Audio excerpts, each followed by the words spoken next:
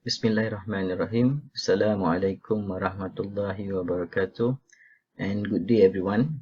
MFK here.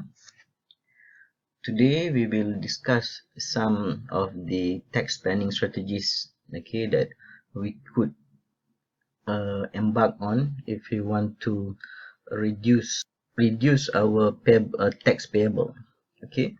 One thing for sure, at this stage, I hope we have agreed, paying tax is our responsibility, as a citizen. However, there are tax planning strategies, that to some extent minimize our tax payable. Okay, so this is what we call tax avoidance. So what does it mean by tax avoidance?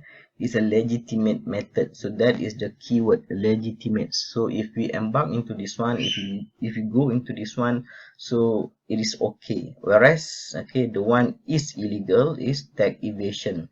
So tax evasion example, say for example you are not reporting your all your income or under reporting of your income.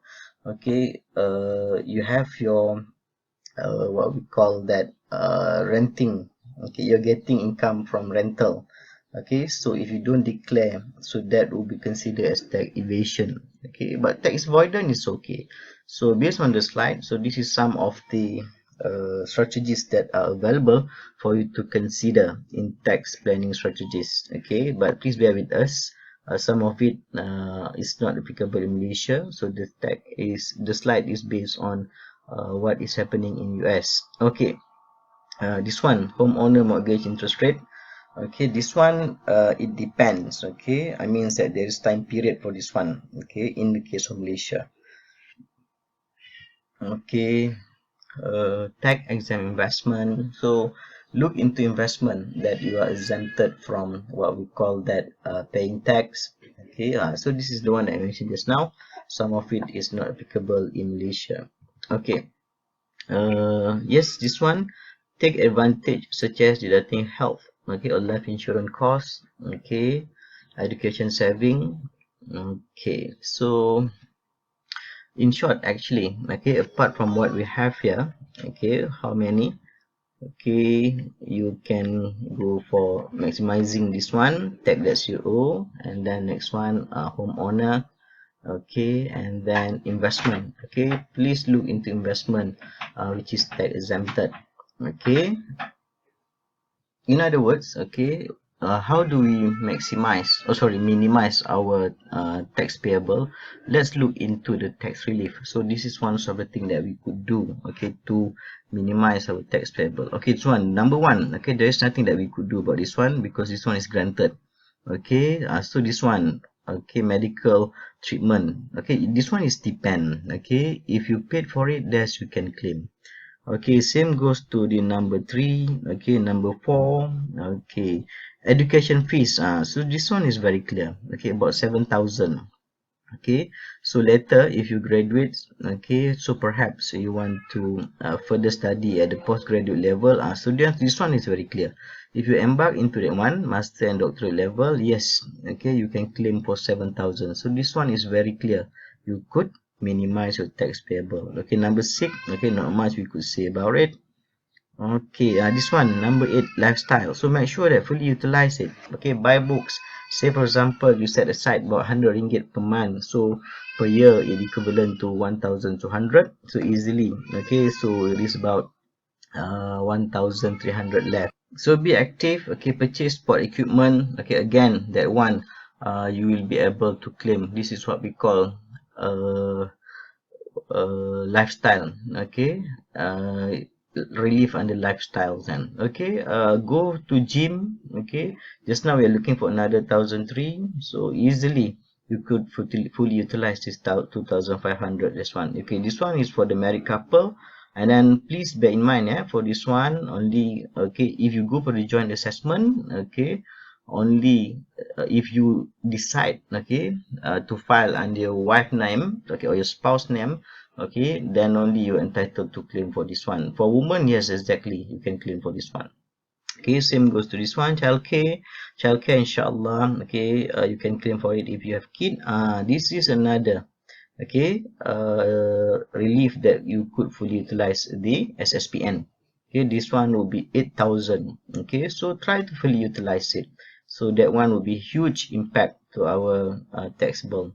Okay, number 13, 14, not much. Okay, kids. Okay, this one it depends if you have kids. Okay, inshallah you could be able to claim for it.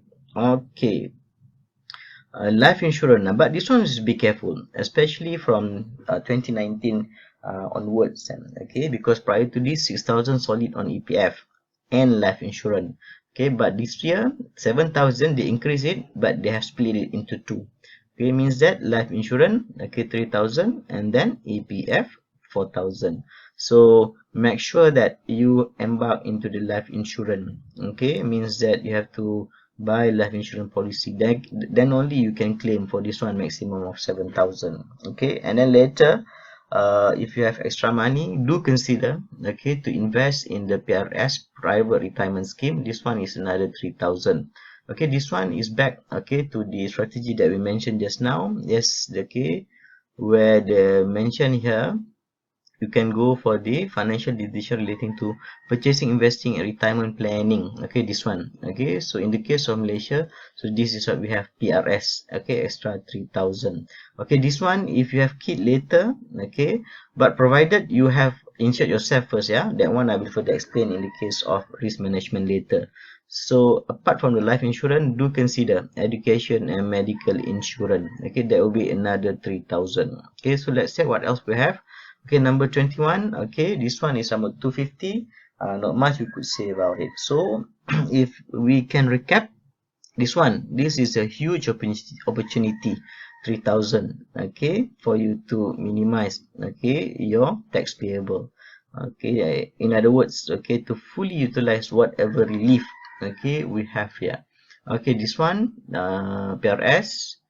Okay, this one, make sure that don't forget the life insurance. Okay, what else? Lifestyle, yes, definitely. Make sure that we score 2,500 here. Okay, and then yes, this one, number 5, is other thing that you should consider, okay, to minimize your tax payable. Okay, but please bear in mind, yeah, whatever you claim relief here, okay, uh, it is good, okay, it is legal, no issues. Okay, so this is the one we mentioned just now. Okay, when we talk about tax avoidance, it is legitimate, it is legal. The one, okay, that have problem if you go for tax evasion, okay, illegally, then okay. So in other words, if you want to maximize, okay, the strategy for tax, okay, payable, what could we do? Try to look into the relief, and then try to fully utilize it. Okay, next, okay, let's check on the impacts, okay, on utilizing our relief then. Okay, so look into this one. Okay, so this is a tax rate. Okay, so this is the impact of the relief that we mentioned about just now. Okay, so for example, okay, Fikri getting income about 35,490. Okay, you see 35,490, which is extra 490. Because of that, you fall under this category. Okay, then you are expected to pay, okay, 600, and then the remaining, okay, which is in this case 490, you have to pay at 8%.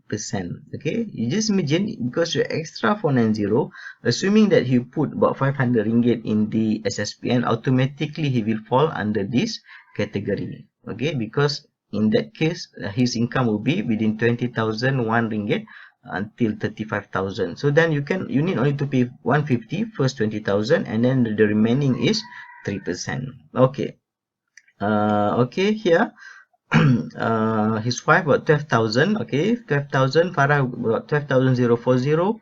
Again, okay, it fall under this category. Then you can see, okay, the impact is very huge difference and between, okay, 20,000 and 12,000. Okay, so if you're talking about the joint income 61,000, you see now it go to this brackets. And so what I'm saying is, okay, especially this one, okay, in the case of Fikri, okay, only exceed 490, and then you fall under this category. So if he decide to set aside money in the SSPN, okay, only 500 ringgit, then okay, he will fall under this category, which is okay, very clear. It will be able, okay, to minimize your tax payable. So I hope, okay, the video enlighten you, okay, on the strategy to minimize, okay, our tax payable. Okay, so see you in the next lesson.